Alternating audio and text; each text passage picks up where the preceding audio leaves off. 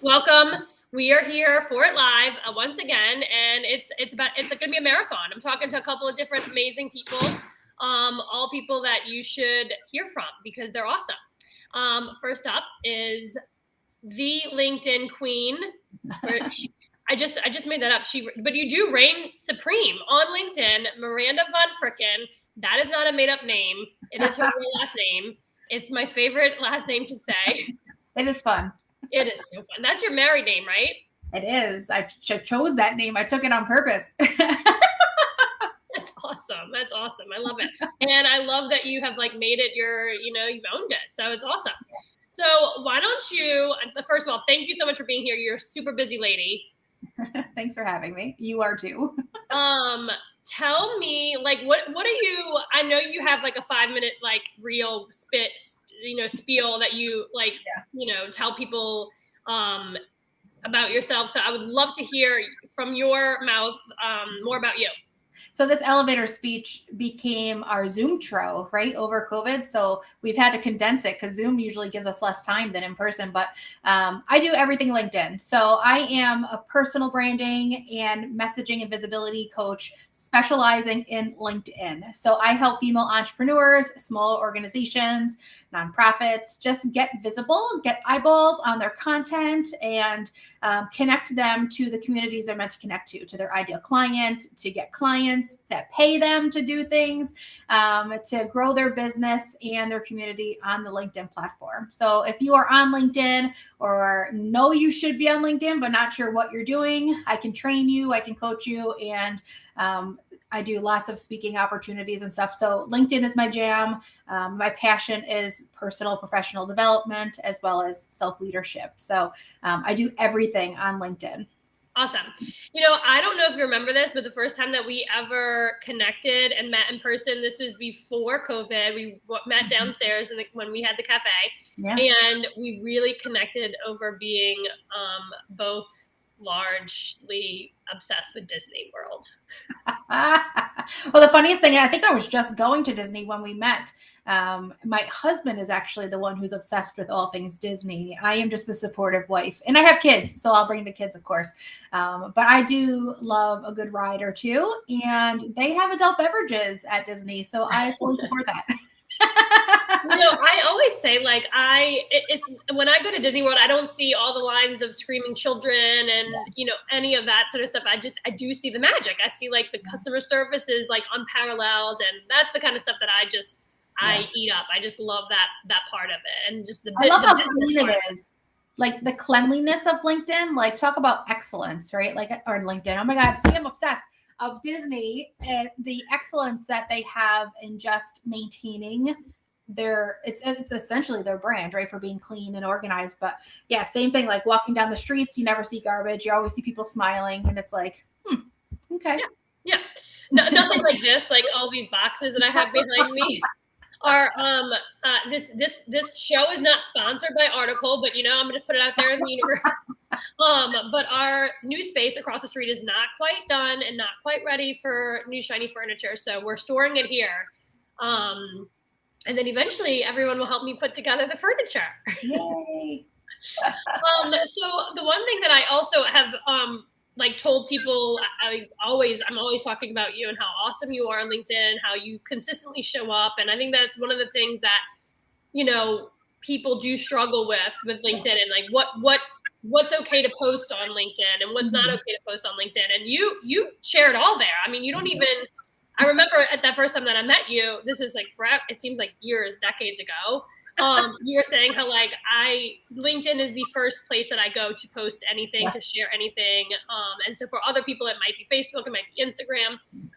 But LinkedIn is your spot. And I have actually heard this more and more recently that LinkedIn is not as cluttered. It's not as distracting. And what's really cool about LinkedIn is that people who are there, they are there to find work. They're here to hire people. They are here to talk about business. Yeah. And then, for women, obviously, it does filter in life sometimes. So I'd love to hear your take on how you figure out and filter what is LinkedIn worthy and what's not. Yeah. Filter is funny. I don't do a lot of filtering in my life. LinkedIn is, so it's funny, like we kind of describe it in the biz as LinkedIn is a networking event. Facebook is like your barbecue, right? Backyard family hangout. And Instagram is kind of like the museum, right? Like, so you go, maybe a fashion show too. Like you're going for the visuals on Instagram. LinkedIn, you're going for the connections. You're having meaningful conversations. Not that you can on the other platforms, you can do all the same things. It's just easier and more organic, and it lasts longer on LinkedIn. The conversations, it's a different audience, of course. Their goals are different, their intentions are different. So we're not putting a picture of our sandwich on LinkedIn. However, if we're eating a sandwich with like another professional, we could turn it into a business post, or just a life lesson post. People are there to learn, to share their experiences and grow with each other, to build community.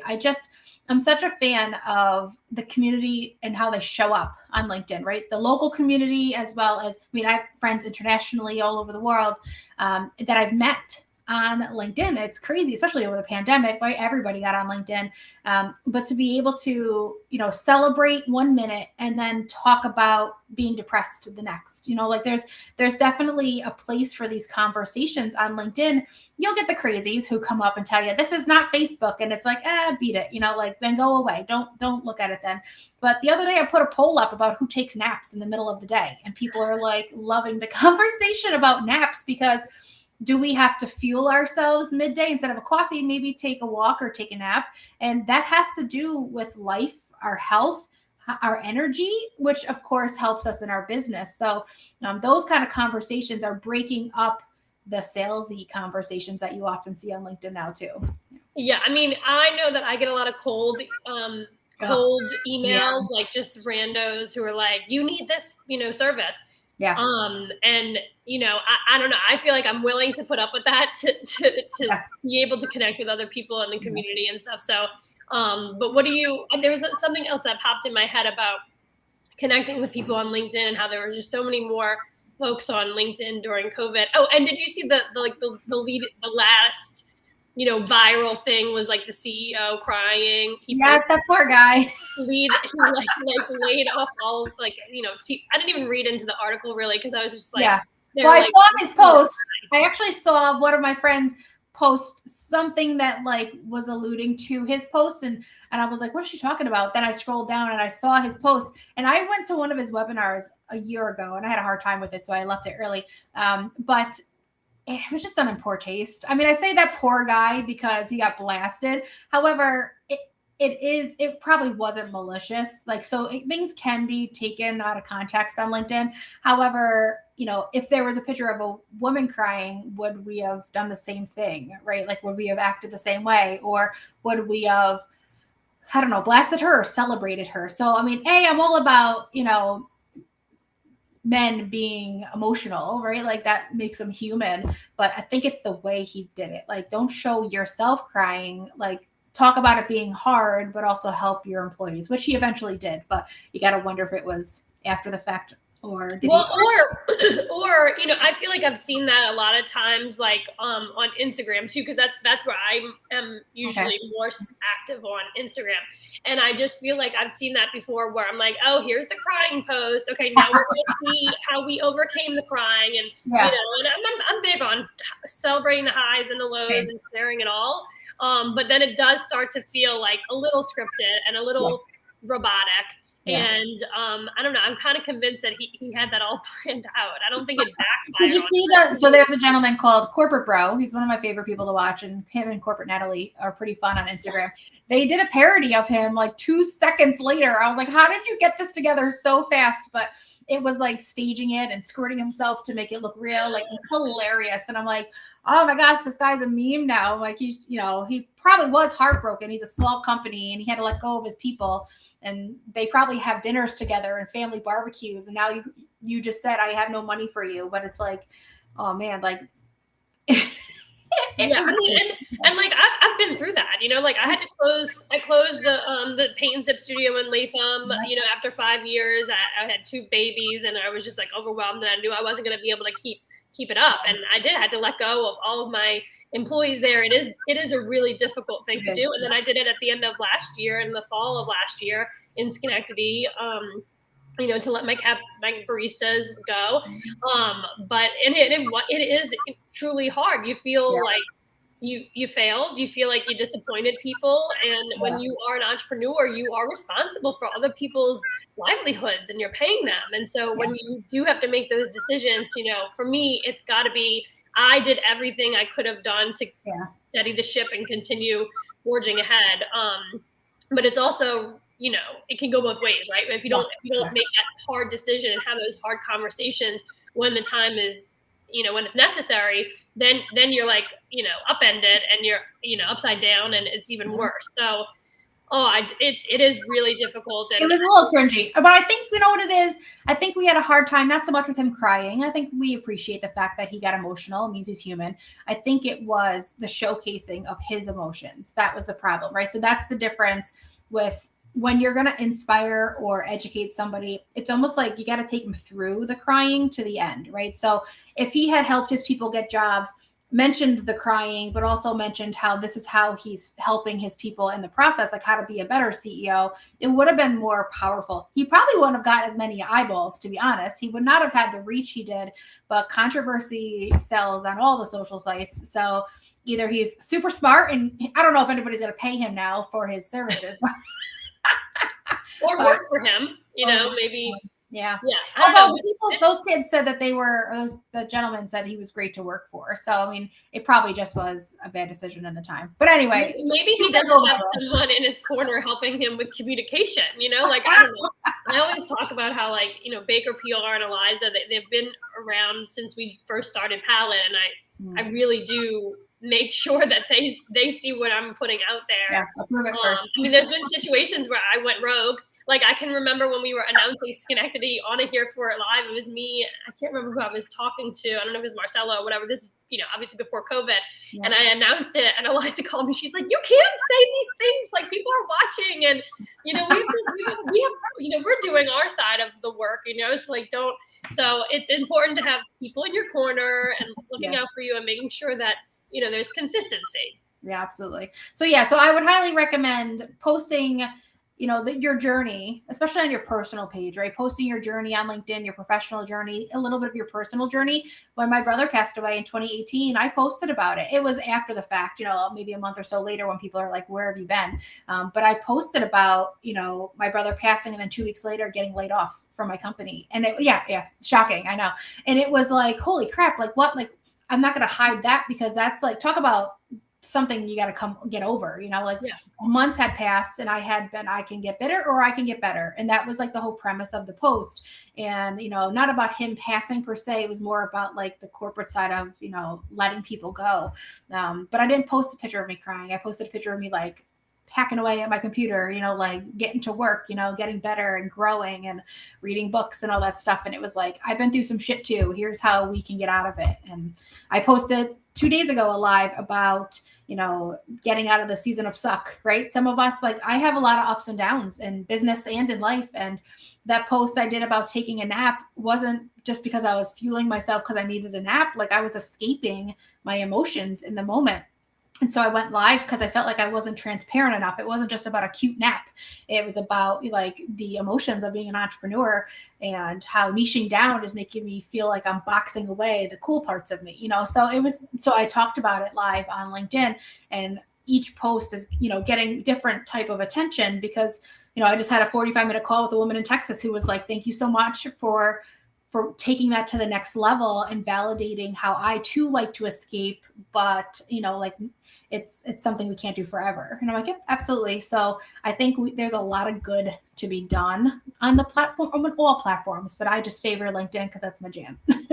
Yeah. I mean, and you've made it your entire, business service provided. And you've really done a great job of creating access to you to leverage LinkedIn, right? Yeah. So like, it's not just like, oh, come to Miranda or go to Miranda if you need help with LinkedIn. It's like, no, you do workshops, you do one-on-ones, you do masterminds, you do coaching.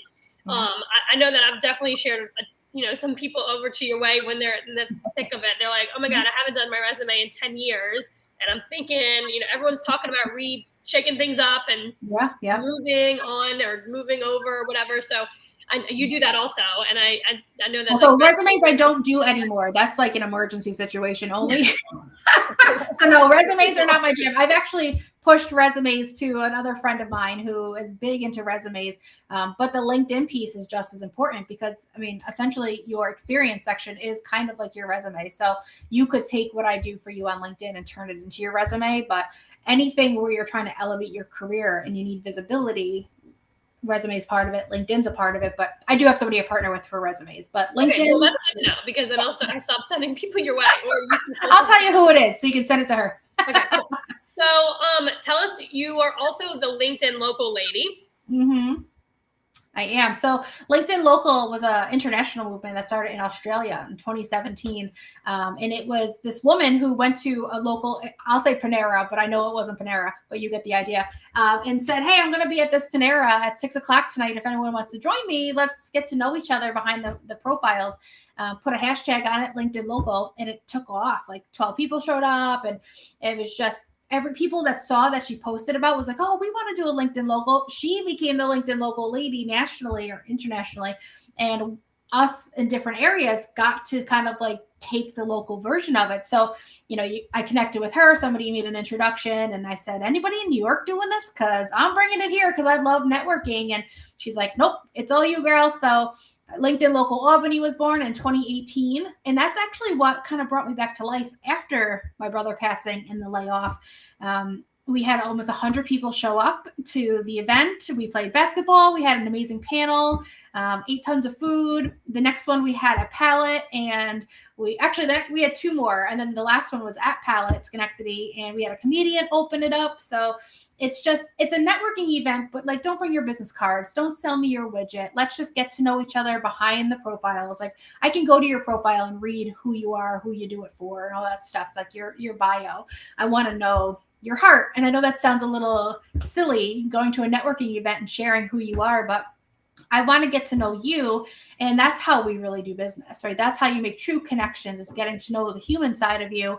And if I need your insurance, well, then I'll come find you. Yeah, I mean, it reminds me a lot of the Lunch Ladies. When I launched the Lunch Ladies, like that was Ruby was like 8 weeks old, and I had seen girlfriends back home who were doing like these lunch parties, and it was strictly social, and it just gave me this thought, like, this is how women network. They get to know each other first. They want to have a relationship first. They want to have trust and respect first, and then they can start referring business to each other. I mean, we bring our emotional baggage to the table, and I think we've been trying to network, like around that, but really we should be networking with it. So you came to the sports one at Scallions. I did. I had my jersey on. Yeah, I need to do another one of these. I feel like fall is a good time just because it's like after back to school and stuff. But the rules were like no passing of business cards.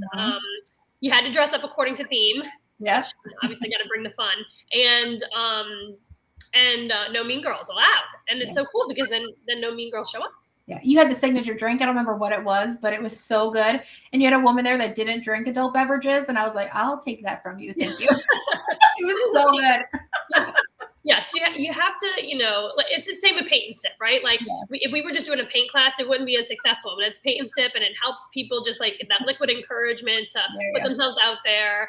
And at these events, they're like dressed ridiculously, so everyone kind of. I feel like there's like a leveling of the playing field, and everyone starts like on the same page, or even, and again at paint and sip, everyone starts at the blank slate. Like, it doesn't matter if you went to school for art or you haven't painted since 2nd grade. It's like we're all on the same level here, and we're all going to advance and complete this painting together. And so anything that I can do, like, I don't know, if I had a crystal ball like 10 years ago, I could have had this all packaged up and like ready to launch. But it just you evolve as you grow. And you build, your personality, you build your brand, and you just piggyback on the life experiences that you have. And that's exactly what you did. You overcame adversity and challenges, and that won't be the last challenge you have. You'll continue to have to work that resiliency muscle. And I mean, that's life. I love it. It is life. And I think too, getting women together to be completely transparent with each other. And it's almost like, liquid therapy, right? Like you get us together, and drinking doesn't have to be involved. That's just, being silly, but getting us together to share life and business, of course, is just, it's so powerful. And I think you do that very well, bringing us all together, whether it's just being at a co-working space and seeing who's there, or a legit on purpose intentional event that we've hosted, like your lunch ones. It's just, I mean, I got a client from it and it wasn't even on purpose, so it's definitely, yep. So it was definitely sometimes it's a spark that people need to get out again, right? And to have, some people don't even know how to talk about themselves, right? So even like the introduction, some people don't even know what to say, so they have a really hard time. But if you take them to a place that's non-threatening, and everybody's just saying hi, like some women have, our introverted friends, I know you and I are not those types, but like they can't just walk into a room and be like, woo, I'm here, like the party can start, but so a lot of times when I'm like teaching on networking, someone will often say to me, like, how does an introvert do it? Because everything you say is very extrovert focused. And I'm like, well, that's why you get a smaller group together, and it's kind of like the kid not playing on the playground, right? Like somebody's got to pick them up and say, come play with us. So yes. I mean, and I feel like, that's why I really love what, like pre-COVID, we would do happy hours and we do like new member meetups and stuff. And it would be a small, intimate group. And that's where the real magic happens, when you're really able to sit back and hear everyone, and everyone has a chance to speak. Everyone has a chance to share.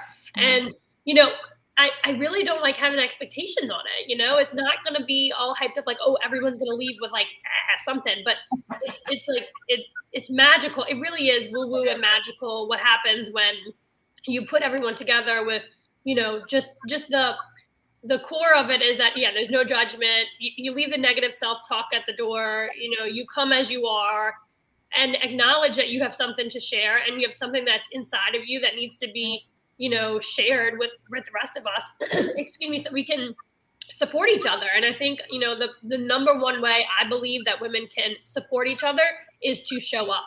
That's and, I'm not saying you have to be at every event. I'm not saying that you have to, run yourself ragged trying to show face. It's different. It's like, reaching out, connecting, texting, calling, those types of like touch points, that are so monumental for me. I joke all the time where it's like that, a simple message from somebody that says like, hey, thinking of you, how are you, how's it going, changes my entire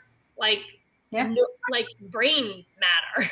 It proves to you, it gives you a little proof that, that you're loved, right? Because we're not often, it's not put in our face often enough how loved we are as women. And, that just having a friend, even if it's just a business friend, saying like, hey girl, how you doing? Thinking about you. It's like, oh, nice. It does kind of like spark your heart a little bit to say like, all right, today's going to be a little better. And then once you feel that, you take it into the rest of your life, into your home, into your business calls. Oh, Haley, thank you. Let me see what happens when I do this. I think it'll show her message. Yeah. So yeah. Fancy this little program. I know, isn't it fancy? But yeah, it does. It sparks it. And you don't know who needs it. So and I heard this at church, if you're feeling something nice, say it. Don't keep it to yourself, right? Even if it is, I'm driving down the street at a red light and something made me think of you. Let me just text you quick, before I hit the gas pedal. Yeah. I think it's also interesting too, like I will never forget this like quote where there are so many things going on in people's lives, right? And everyone is overwhelmed. Everyone is being bombarded with all sorts of, so when you share something just simple, like, hey, I love those glasses on you. Like, actually, literally, this just happened. I was coming up the stairs and these two ladies in the cafe were, oh, those are really cute glasses. I'm like, oh, thank you so much. And then, of course, I go on and tell them they're my Mardi Gras glasses. I'm from New Orleans. Oh, sorry. Like, oh, they're adorable, and they're like, oh, you just look like a fun person. And I was like, I am a fun person. So I'm happy that this is like communicating that. Yes. But like, it really does change the trajectory of your day, if we just continue to be kind with each other. And the other part of it too is that I just think like there's so many thoughts going on in your head, constant, and you just like start to overthink it, and you start to think like, oh my God, what am I even, doing right now? So when you get interrupted with your internal thought of like negative crap, by a message from somebody or, a comment or something. Oh, this is my point. I was kind of like trying to figure out why my point was going to come back. But this is what I wanted to point out. Miranda, you are very good at selling. All right. And you own that. Okay, yes. Listen, I'm always selling. Time is money, right?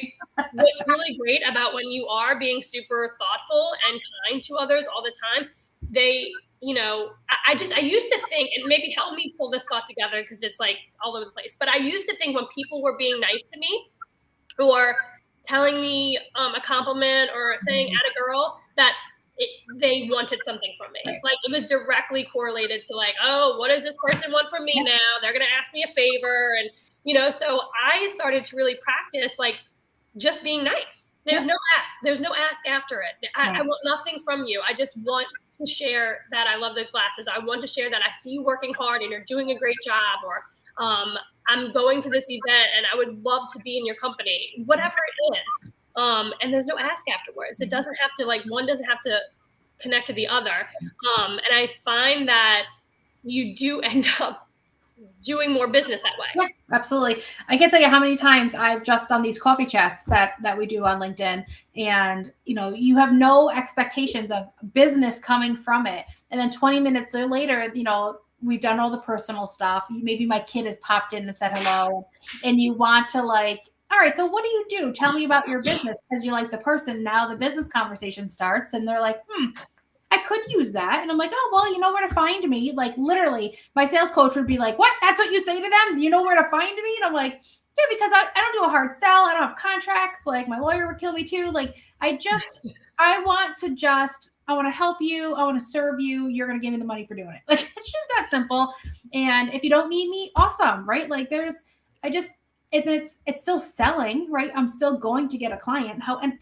There's not a lot of metrics and tracking in that, but I used to lead a sales team, and I would say to them at the end, how did that phone call make you feel? And they're like, what? I'm like, did you feel like you helped the person on the other end? Do you think you could serve them in the future? Because then you know what kind of category to put them in next. Like that was just a cool conversation moving on, or they thought they needed my help, and here's a couple of signals they gave me. So let's put them in a different category to follow up with them and be like, hey, we talked about XYZ and you seemed excited by it. Like, how's that going for you? And you can carry on, take that conversation to the next step. But if you start with building friendships over funnels, I think you go further.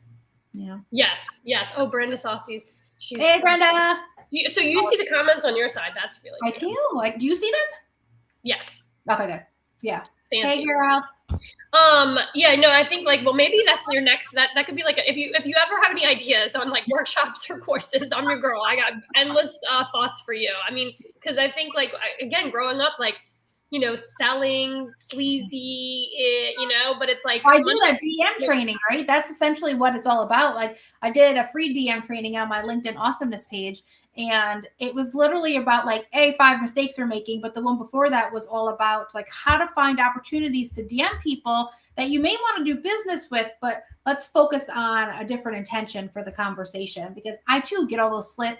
This morning, some guy was like, hey, I can help you on LinkedIn. I was like, please stop. Please stop. Did you look at my page at all? And then you go, because I can see if he ever looked at it, and he didn't. So I'm like, I see you never looked at my profile. I can help you with your LinkedIn. And I send him the link to my free DM training, because that shit gets annoying. Yeah.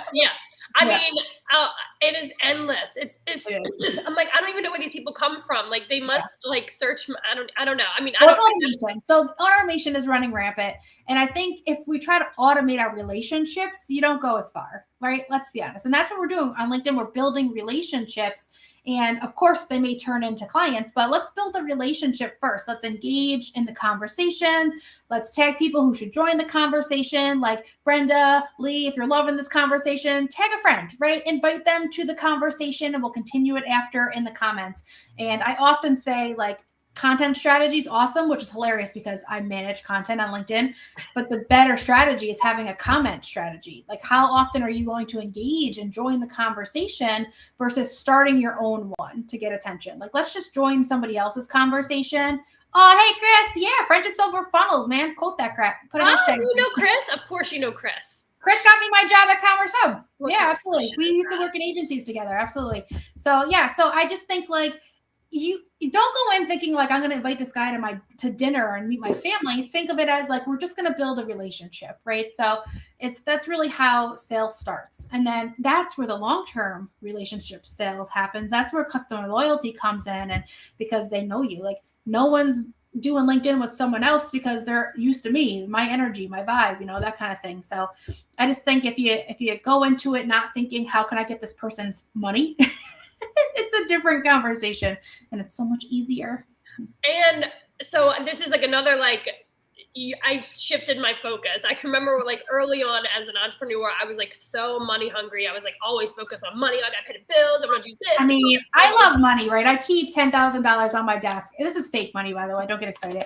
But like, I love money, and I put it in my Building My Empire coffee mug because I'm building an empire. I'm making a shit ton of money, like you are too. But it's not the only focus. I also have like other things at my desk that remind me why I'm in business. Like we don't. The why is what I was getting at. When you start to really focus on why you're doing it, not the outcome, but the journey and why you're doing this, and so I think that's really important. You do such a great job of it. I mean, this is why you reign supreme on LinkedIn. My new title, girl. I'm switching it out. Love it. Do it, please. Trademark it now. Okay, so you have a LinkedIn local event coming up. Yes. So I host LinkedIn Local. It's a virtual connection event. The majority of it's virtual until I plan on doing an in-person one. So that I'll keep you posted on. But it's the first Wednesday of every month. It's 12 o'clock, same link. Just message me and I can get it to you if you've never joined before. And we have amazing conversations about life, leadership, about careers, about business. I open the floor to Q&As about LinkedIn. So if you ever have any like LinkedIn questions, like take advantage of having me for an hour, and we have a really cool conversation. We meet some new people. I call it LinkedIn Local and Albany and beyond, because of course we have people from all over the world that will pop in. So it's not just Albany. So it's a pretty cool event. Feel free to DM me. I'll send you the link. And anything else, like September is usually when I get bigger in like smaller events. So I'll probably host something at Palette, maybe on personal branding or the DMs on LinkedIn or something. So I will keep you guys posted on those events. Or a comment strategy. Comment strategy. Seriously. Yeah. All the ways to grow. So I also wanted you to share, you don't use the like co-working space traditionally like some of our members do. And so I would love for you to just kind of share like why you're still a member and what you get out of it, and why you're an OG. Yeah, so I joined originally over the pandemic before you were even open in Schenectady, which is hilarious. I'm like, I didn't have an office in my home at the time, so my thought was I would use it as an office. However, I wanted a venue to host events at. Like that was my number one. I can host LinkedIn Local, all my workshops, ladies lunching, whatever. I can masterminds. I did my vision board event there. So instead of paying hundreds of dollars, maybe even thousands, depending on the venue, I can just be a member and, pay $250 or whatever it is a month and have an access to a venue all the time. So that's a huge benefit for me. I've actually done my 2 branding shoots at Palette. So any picture you see of me that's like professional, not a selfie, all my website shots, they're all at Palette. So I'm doing a speaker's reel being videotaped at Palette. So I'm a huge fan of the actual space itself. I've worked there before, but honestly, if I got to put pants on, there's got to be a bigger reason than just working. I love it. So I'll work from home and save the drive time, but I do love meeting people there, right? So instead of going to like a coffee house or something, like I'll go there because then I can introduce them to Palette as well, which is kind of nice. But even if there wasn't a location, I'd still be a member because the community is ridiculous. The support you guys give. If I tell Marcella I'm feeling some type of way, next thing you know, there's a link on my calendar to connect with her. You guys are like our biggest cheerleaders. And honestly, it pays for itself by the people I meet who I end up doing business with, not even on purpose, just organically, and it pays for itself. So that's how I gauge if something's successful, if it's paying for itself. Yeah. Well, I mean, we're big on the ROI, making sure like I just like have so much experience like spending money on things that I never got back, and I'll never get that time back either. So I think for us, it's like it's money, time, energy, and we want to make sure that we give everyone the ROI on it. Yeah. I think another thing is like we're constantly evolving, and we admit that up front. Like, look, I don't have it all figured out. I'm doing this. I'm not going to stop. Good. And we'll continue to grow and change and evolve with the people who make up the community. Yeah. I also love too the marketing you guys do for us, and nobody really maybe considers that as much. Like, of course, you had Vine there, and like you can use a printer and all the officey stuff that I don't really have here. But the emails we get that introduce new members and talk about the events we're having, like. Think of how much it would cost to advertise on Facebook an event I'm having. And you have members not just in the capital region, you have members all over the place. So I've met people from Palette just through your emails. I'm like, oh, who's that chick? She looks awesome. I need to message her. And I'm like, hey, girl, it's like a sorority that I never got to be a part of. So it's pretty cool. I love it. We're redefining the term sorority, sisterhood, community. I saw your post on that. Yeah. Oh my gosh, I have so much more to share. I feel like there's a book somewhere about that. That's the other thing too. Like if there's an idea like percolating in your head, there's somebody at Palette that can help you make it happen. Yes. It's unbelievable. Like there are things that I never imagined we would be doing or being part of that are now just like regular, business. We got Sunday service in Schenectady. If you want to tap into that, where people get married at Palette now, and how crazy is that? We've had a couple divorces, but that's okay. We can do. It's part of life. I learned how to publish on Amazon at Palette. Like, there's so many different things that I've learned through our members, and I probably would not have even met these women had it not been for Palette. Yeah, I mean, and isn't that the purpose of it all, right? Like, I really do believe like attracts like, and Palette is a way that is demonstrated in real time, in real life, physical space. Like people that, there are people that are members of Palette that they're not just joining because of me. They may be joining just because of Marcella. Maybe. She's pretty cool. Yeah, I think I'm going to start a ticker, like on these conversations, like how many times people plug Marcella.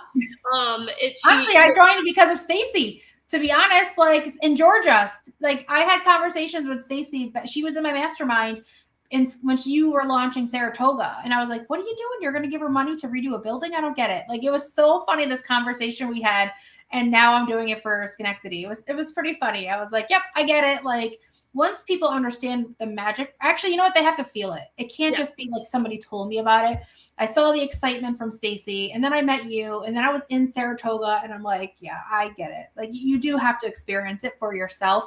It is not a co-working space, and I know you call it a community, which it is, but it's so much more. So much more. Well, you heard it from Miranda. Like, what a megaphone. I'm so grateful to have you.